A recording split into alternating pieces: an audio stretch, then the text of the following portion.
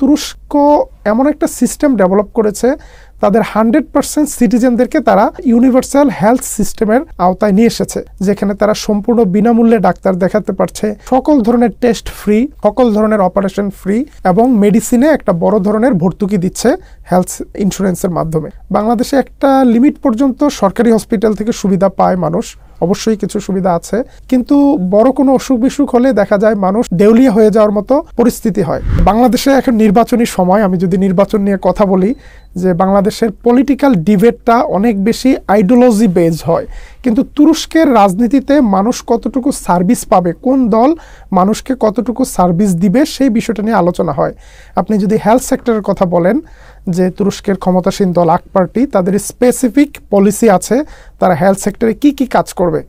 এবং বাংলাদেশে আমরা গত 15 বছরে হেলথ সেক্টরে যেই ডেভেলপমেন্টটা দেখেছি, এটা অনেকটা কনস্ট্রাকশন খাতের ডেভেলপমেন্ট, অনেকগুলো নতুন হসপিটাল হয়েছে, বিগ বাজেটের হসপিটাল কেনাকাটা, কিন্তু পাবলিক হেলথে বাংলাদেশের সাধারণ মানুষরা কতটুকু আসলে সার্ভিস পাচ্ছে সরকারি হসপিটালগুলো থেকে, এই জিনিসটা আমাদের দেখার বিষয়। আরেকটা হলো যে আমার কাছে মনে হয়েছে বাংলাদেশে গত 15-20 বছরে মানুষের ওষুধ খাওয়ার প্রবণতা অনেক বেড়েছে। এখানে ওষুধ কোম্পানিগুলোর বিশাল বিজনেস হচ্ছে, কিন্তু মানুষের জেনারেল পাবলিক হেলথ কতটুকু বেটার হয়েছে এটা নিয়ে প্রশ্ন করার মতো অনেক জায়গা রয়েছে।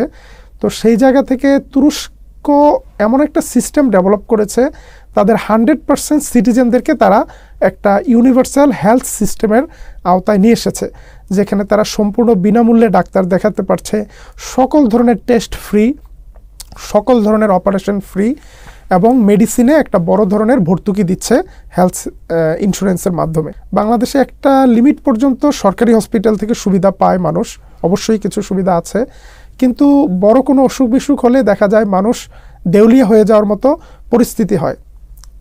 আমার খুব প্রিয় একজন ডাক্তার আছে, বুলবুল সরোয়ার, যিনি লেখক হিসেবে অনেক বিখ্যাত। সাম্প্রতিক সময় তিনি অসুস্থ হওয়ার কারণে দেখা গিয়েছে যে ভয়াবহ অর্থনৈতিক সংকটে পড়েছে। তুরস্কে এই জিনিসটা নাই বললেই চলে। একজন নাগরিক, উনি যে কোনো মাত্রার অসুস্থ হন, ওনার সম্পূর্ণ চিকিৎসা সরকারিভাবে বিনামূল্যে। অর্থাৎ পরিবারের কেউ যদি অসুস্থ হয়, অন্যদেরকে টেনশন করতে হবে না যে তাকে চিকিৎসা সেবা ব্যয় করার জন্য জায়গা, জমি, সম্পদ সব বিক্রি করে দিতে হবে। এই জায়গাটা থেকে তুরস্ক বেরিয়ে এসেছে।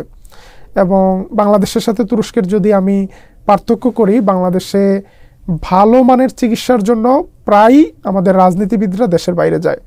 আমরা যদি নাম ধরে বলি, মির্জা ফখরুলকে অনেক বেশি সিঙ্গাপুর যেতে দেখা যাচ্ছে। এটা শুধু মির্জা ফখরুল না, সব দলের নেতারাই আপনার ঘন ঘন বিদেশ যাচ্ছে চিকিৎসার জন্য।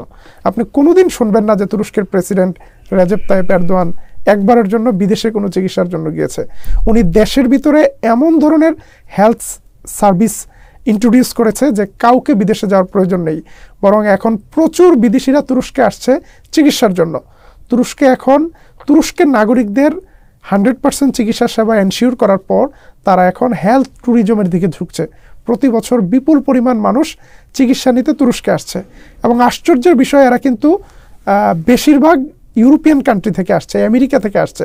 কারণ আমেরিকায় যেই চিকিৎসা খরচ ব্যয়, তার চেয়ে 3 ভাগের 1 ভাগ খরচে একটা মানুষ তুরস্কে এসে বেটার ট্রিটমেন্ট নিয়ে যেতে পারছে।